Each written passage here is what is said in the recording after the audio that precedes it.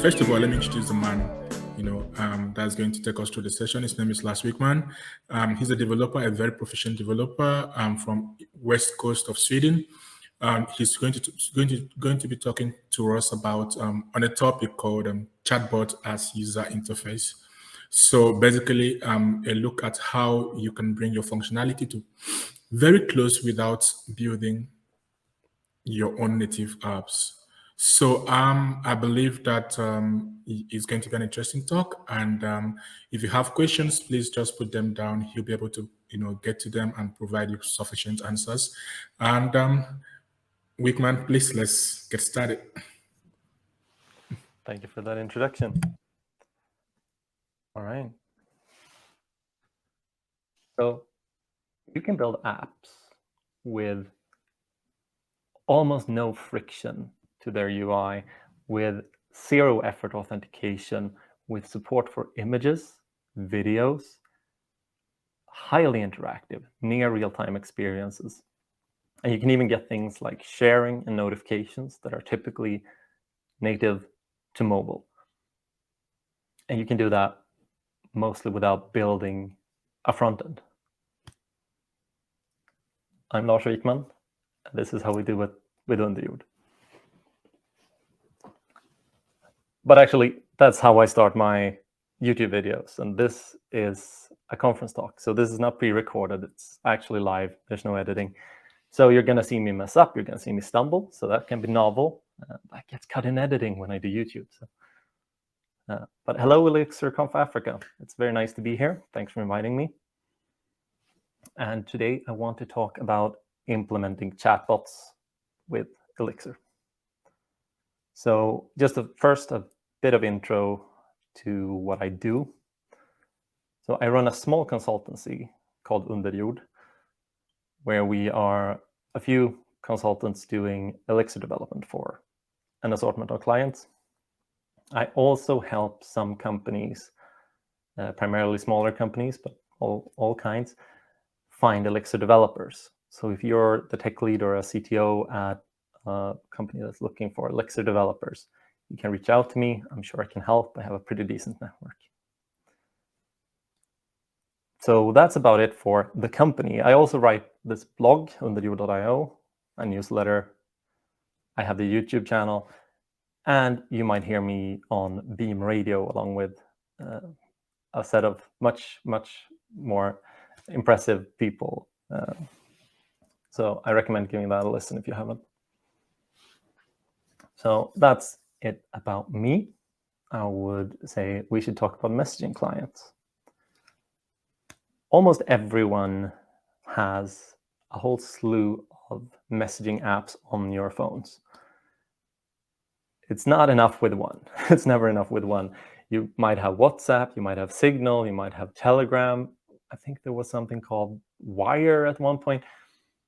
Also for work, you might have Slack, you might have Teams, you might even have something else. And then there's Discord, that's primarily used for social part. We all use messaging apps a fair bit, and they are really low friction. You wouldn't call someone on the phone these days unless you wanted something serious or really wanted to chat for a long time. Typically, you send a message. Even my mom has figured out that it's normal to send a message. And even my mom has figured out how to use the more advanced features like images, videos, and emoji. So that tells me something about how easy it is to get started with messaging apps. There's almost no friction to sending, and there's very little imposition to the recipient when they get a message. They can usually deal with it later. They can usually ignore it. They can tailor the notification settings. So it's a popular medium for a reason. Now, chatbots are our way of being able to program these highly accessible user interfaces. So some of these services offer APIs that let us send a program user or let us control a user by software. So That means we can send messages to users, we can receive messages to users, we can send responses. And in some cases, you have to do something weird and custom. I don't think Signal, for example, supports bots. But Telegram, Slack, Discord, they all support bots to a pretty significant extent. And then you get nice APIs for getting the information, getting the updates, and responding.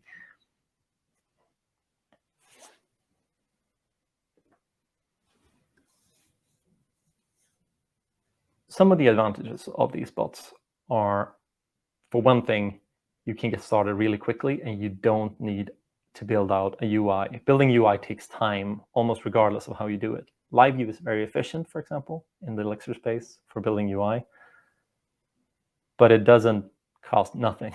Like, you still have to design it, you still have to build it. And a bot, the UI is the messaging app. Someone else built it for you, someone else optimized it for you.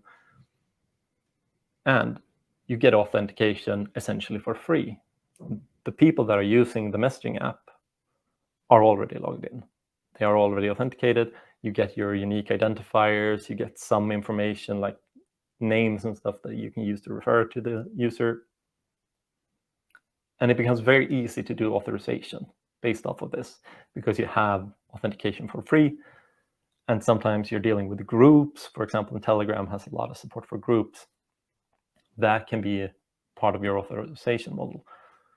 So controlling where information goes is pretty easy in many cases.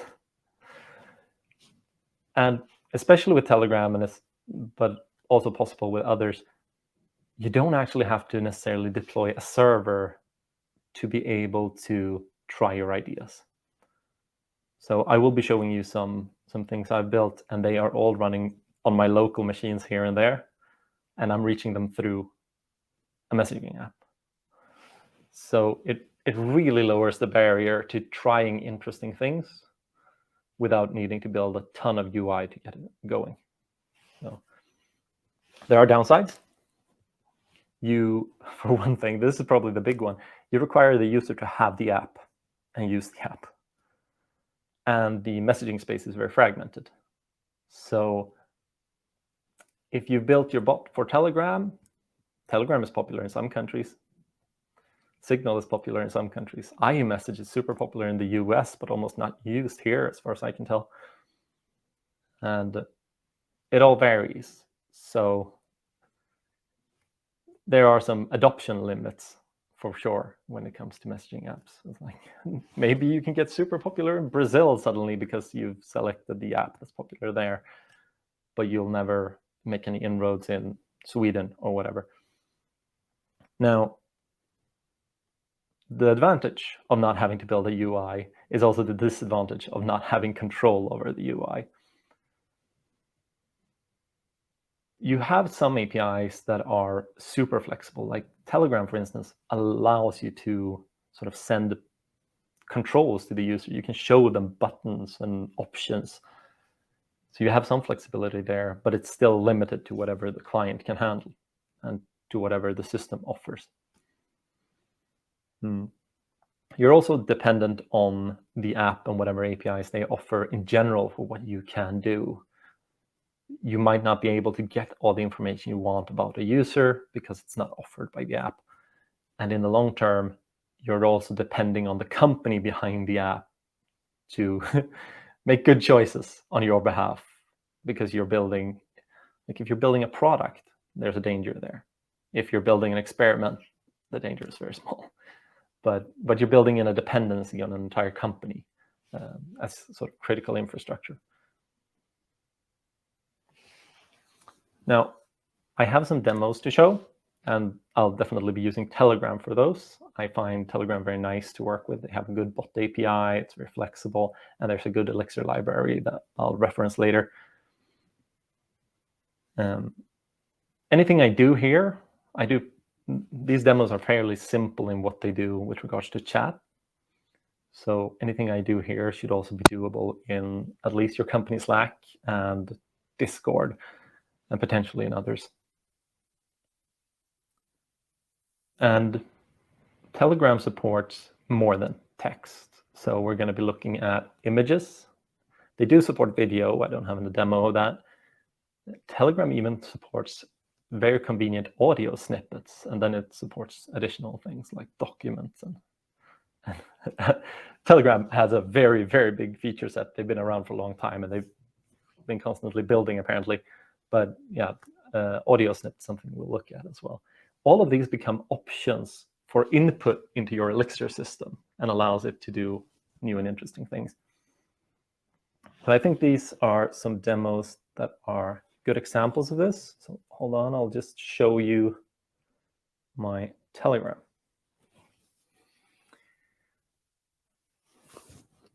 Let's see, I won't be able to look at you right now because I need to do typing, but let's start with text.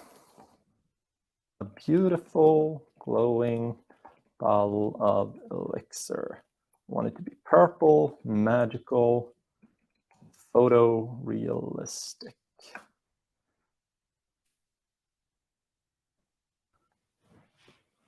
So this bot is hooked up to the Stable Diffusion machine learning model. So it gives us this nice purple bottle given this prompt. And we get the response as a reply to our text message. We can see that it knows which message triggered this generation. And I think that's a pretty nice experience, pretty nice UI. Now, if we want, we can also send an image. So I'll grab one of my profile images, and we can add a caption, and it will be incorporated. So now I want a really cool picture. So it's Cyberpunk Elite. And I'll send that one off. Now this one can be a little bit dodgy. Hopefully the demo gods are kind and this will work for me. This uses the Stable Diffusion image-to-image functionality, and it will take an image and remix it based on the prompt. And there we have a very cyberpunk-ish remix of my face. I think it's interesting. I think it's also a nice demonstration of multiple inputs. It's an image and it's text. Now, the next one, bit different machine learning model as well. I'll record an audio snippet, so now you'll hear me read from a script here. The Beam is a fantastic virtual machine that implements some high-level abstractions such as the actor model. It is reliable, consistently low latency, and incredibly concurrent. We'll just send that off to the bot, and it confirms that it heard me. And it sends back a transcript. So we get a nice transcript out of it. And this is done with OpenAI's first actual open source piece of AI, Whisper. Yep. So that's a few things I've experimented with. It's very quick and dirty implementations, I can promise you that. Behind the scenes, you don't want to see that code. Also, I want to note the AI models used here, the machine learning models here, are all open source. So if you want, you can access and use them. Unfortunately, I didn't get them running in Elixir's NX. I don't know the machine learning space nearly well enough to get that done. I've poked a little bit at the people behind NX, and I think they're very keen to get that going, but I don't know how. The point of this is not so much that connecting machine learning models to chatbots is particularly novel, impressive, or like, ooh, I did something so cool. The effect is cool. It's a good demonstration of what it means to take some inputs and get something out of it. The practicalities of this is that I'm shelling out to Python, so I'm calling commands behind the scenes. And the only reason I got that set up is because I have a history as a Python dev and sort of know that space. The ML tooling in Python is messy. It was a bit of a process, but essentially with some grit, anyone can do it, assuming you have a sufficient GPU. I just barely have enough GPU to do this. But yeah, the point is really that it's an interesting demo because it shows, for example, the voice to transcription means that it's very simple to make a voice note with Telegram. If you have the Telegram app, you'll see that it's super, super easy to just send a voice clip.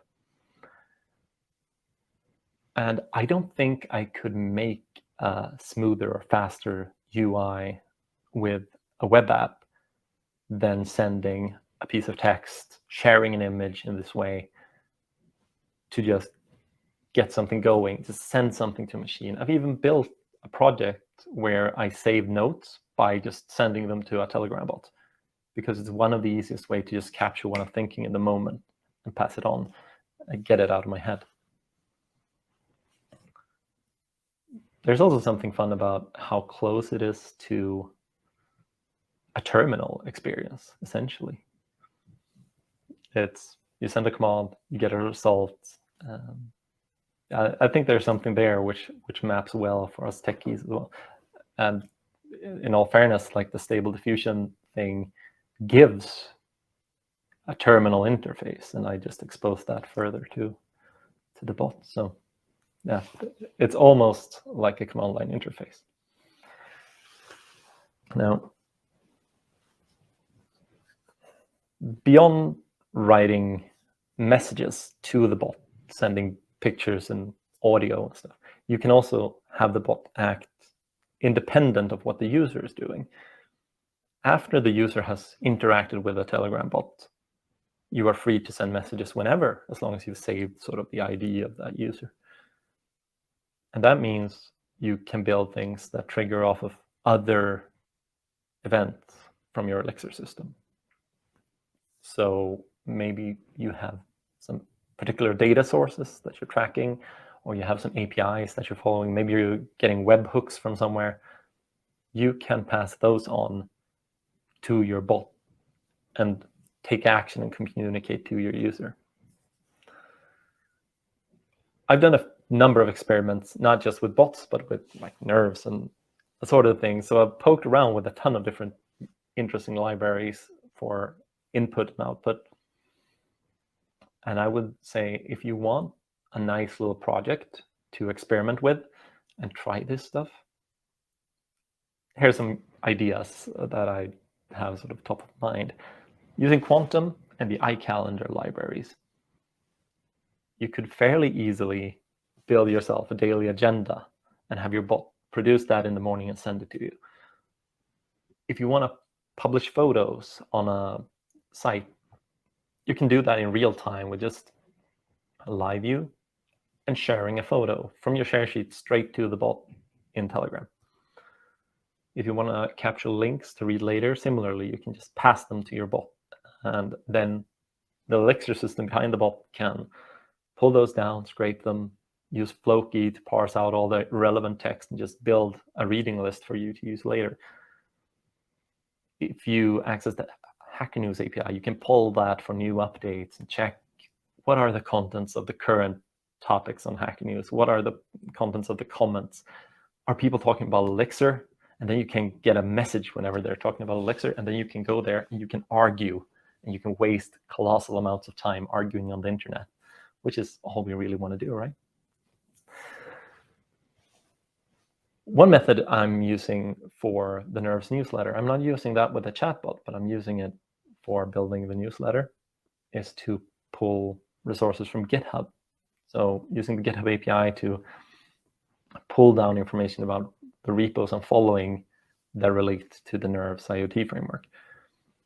And I gather all the releases and tags and stuff and build sort of a release log from these many different projects for that newsletter. And you can do something similar with the repos that you're interested in and the projects you want to follow. And you can get that custom in your own bot. You can build this little assistant for yourself. You can also start experimenting with chat ops. I know that was a hype thing for a bit. Don't know if it's that popular anymore, but a lot of companies are using some degree of integrations with Slack and stuff. And you can either do that for yourself or for your Slack, for your company. So there's a lot of possibilities there. Now, I don't think chat is a solution for everything. For example, whenever you need sort of an admin UI with lists and create and read and update and delete and all of this normal sort of admin CRUD things, there are limitations to having a chat as your only UI. Maybe you could do it well in Telegram, but I think you'd find it limiting. It's also something where, for example, a Telegram bot doesn't really fly in a corporate environment. It doesn't seem reliable from a privacy or security standpoint, even though it might be. There's a fair bit of encryption in many of these chat systems, but overall, the perception of that is iffy. A lot of companies would do Slack bot for many different types of functionality, so your mileage may vary. So I think there are both technical and people reasons that you should consider whether a chatbot is appropriate for the thing you're building. Now, I think it's a fantastic platform for personal experimentation, like build bots for yourself. If you like the UI of working through a chat app, build bots. It's a great way to learn, great way to experiment, great way to try ideas. And why Elixir? Like, you can do this in Node, right? You can do this in Python, I guess. Wouldn't that save me a lot of time when working with the machine learning? Like, not necessarily. So chatbots are fundamentally actors. They receive messages, they send messages, they're doing message passing. And this maps very cleanly to Elixir. And the beam fundamentally is about providing reliable and consistent low latency and near real-time performance, soft real-time performance, as well as massive concurrency. So that means you have a bot that's snappy and responsive and a bot that will scale when you add many users. Now, I want to show some code as well. Right now, we've just been talking sort of big picture. What about all these bots? And I made a bot specifically for this. So let's go into some code. So first of all, we need to get the dependency. I'm using the Wikman GitHub library, and they don't publish to Hex. So this is using the GitHub and tag for reference for downloading, but it works about as well as Hex. And yeah, fundamentally, this is the Phoenix project. I just did mix Phoenix new and said, I probably don't need a database. But we add to our supervision tree in our application.ex this telegram.poller, and we make sure that it has this bot setup, which is called leif.bot, and Leif is the name of the project. So whenever it detects new messages, it will invoke this bot. Now, I'm also using system.get.env to get this environment variable so that we are treating our secrets respectfully and not building them into our application. So let's look at the bot module. So this is sort of the boilerplate. This is getting started with the bot module, where we are doing use telegram.chatbot, which gives us a particular behavior of bot that has a bunch of conveniences. There are also lower level APIs if you want to control everything. We are setting a session TTL for 5 minutes, and we're going to use that further down here in the init callback. In this init callback, we are returning a RUPL of OK and the state and the session TTL, and this is how we start the bots according to the contract that Telegram bot chatbot provides. One moment, just need a drink.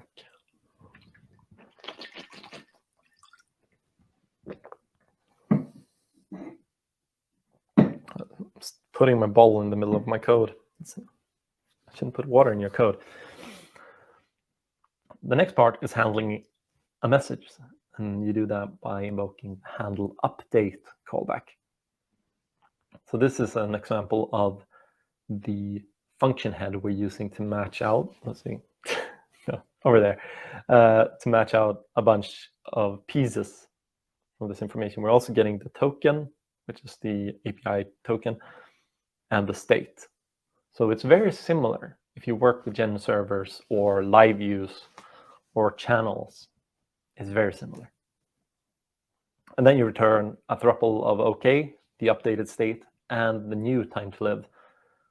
In this case, we're returning the 5-minute TTL, which means every time we're receiving a message, this particular bot.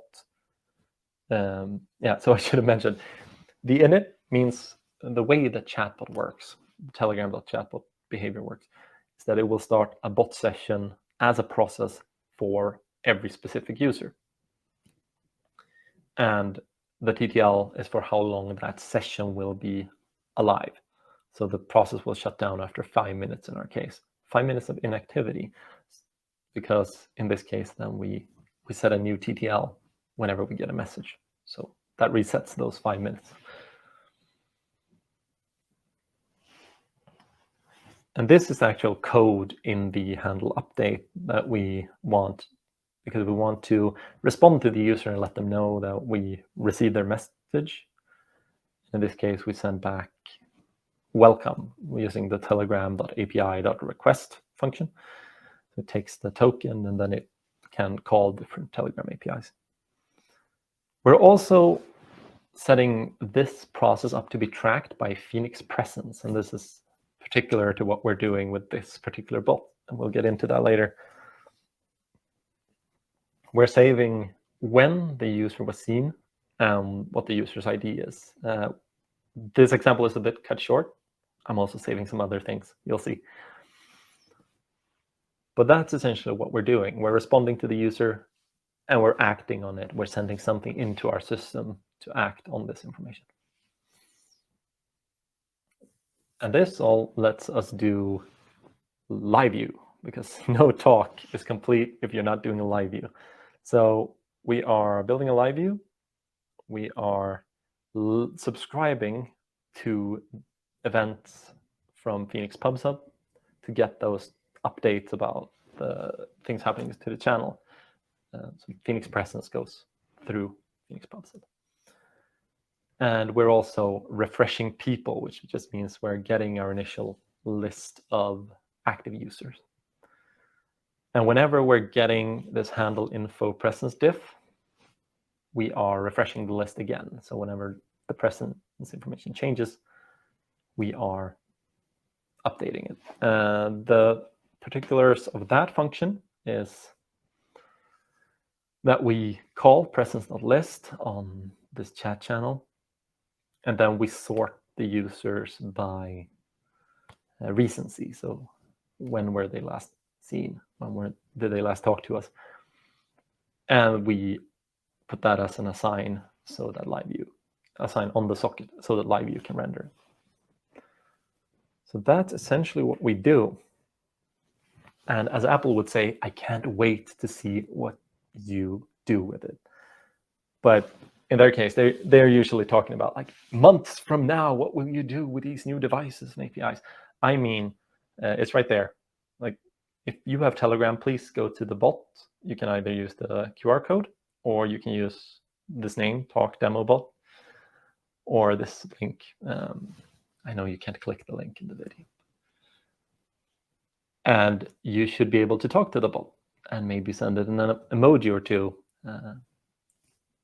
to let me know how I'm doing. I know this is going to take a little moment before you get started with this because there is a delay. Oh, the first one has shown up. We have some initials. I'll also open my Telegram and just send something through so that they're not lonely.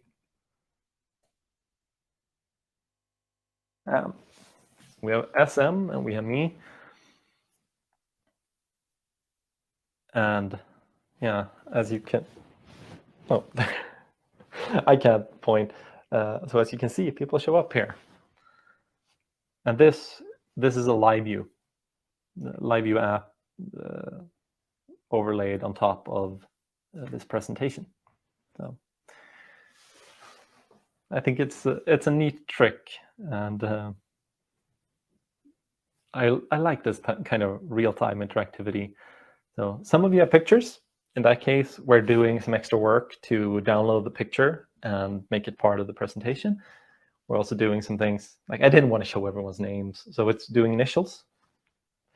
And if you don't have multiple names set up in Telegram, it will do question marks. So yeah, a few different details that I had to skip for the sake of fitting code on the slides. Now, if you want that code, you can go to GitHub, lavik/leif, and all the code is available there, and it's ready to experiment with. It's very easy to get set up with a bot on Telegram. You can just talk to the bot and ask him to create a bot for you. That's literally how it's done.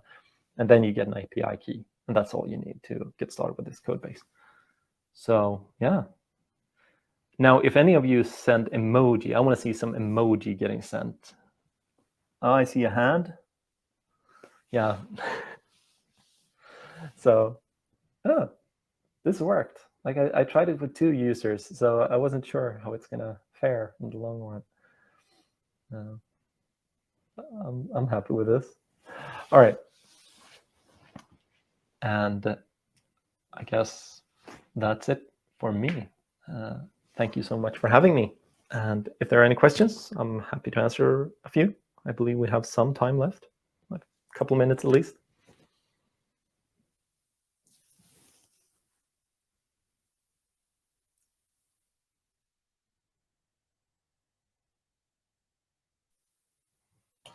Nope, there are no questions.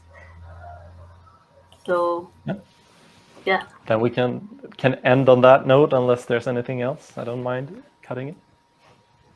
Yeah, I will like to ask you one question myself. Yeah. Go ahead.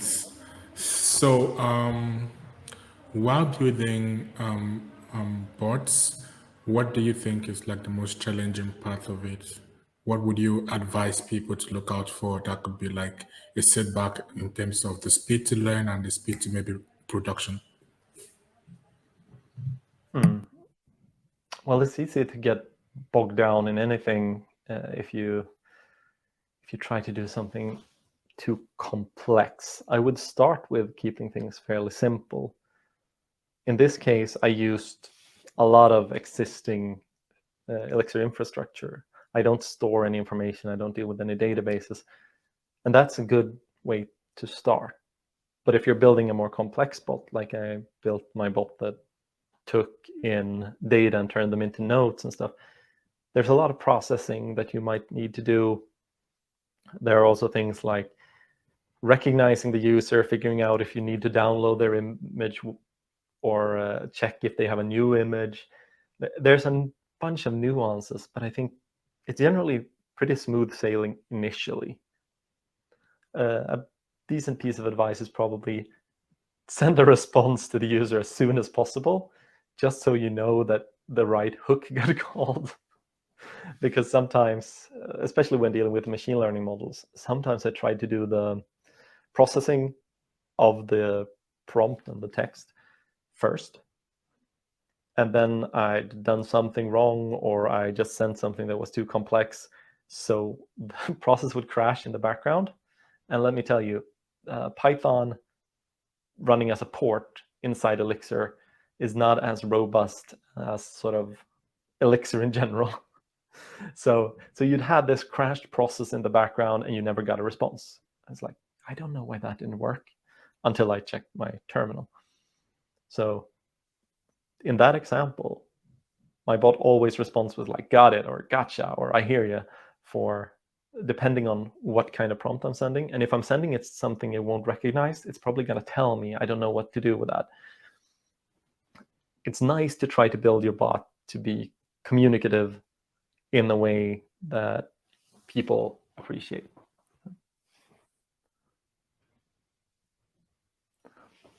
And lastly, this is going to be like a personal question, but a cheat for other people that are interested maybe in your setup. I, for one, I'm interested in your setup. It looks so cool. The presentation is nice. The way you're overlaying it is beautiful. So, can you tell us what do you use so you can steal from you? Oh yeah, for sure. Or learn from you. Yeah. So this is all done with OBS, OBS Studio. It's a great piece of open source software for live streaming and streaming. It's also great for screen recording. So if you want to do a screen recording and put your face in one corner, easy to do, easy enough to do, at least in OBS.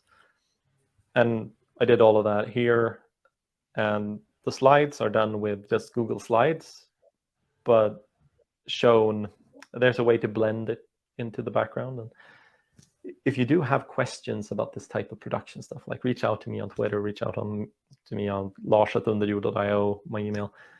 I'm happy to talk about this kind of stuff. And maybe I should do a small presentation at some point about this particular setup. I'll send some pictures onto Twitter with how this whole setup looks, because I set up all my YouTube video gear and stuff. So it's a little bit of a wild setup. You don't have to do it this complicated. OBS is very easy to use. You can use it with just a webcam and some screen sharing. Yeah, I wanted to go all out. It's ElixirconfAfric after all.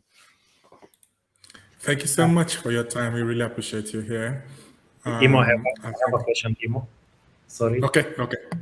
Yeah, back to the bots. Sorry, I'm taking you back to bots after talking about the cool gear. My local bank actually introduced a Telegram bot to help in transactions and all that, but nature of Telegram is that it's never encrypted by default.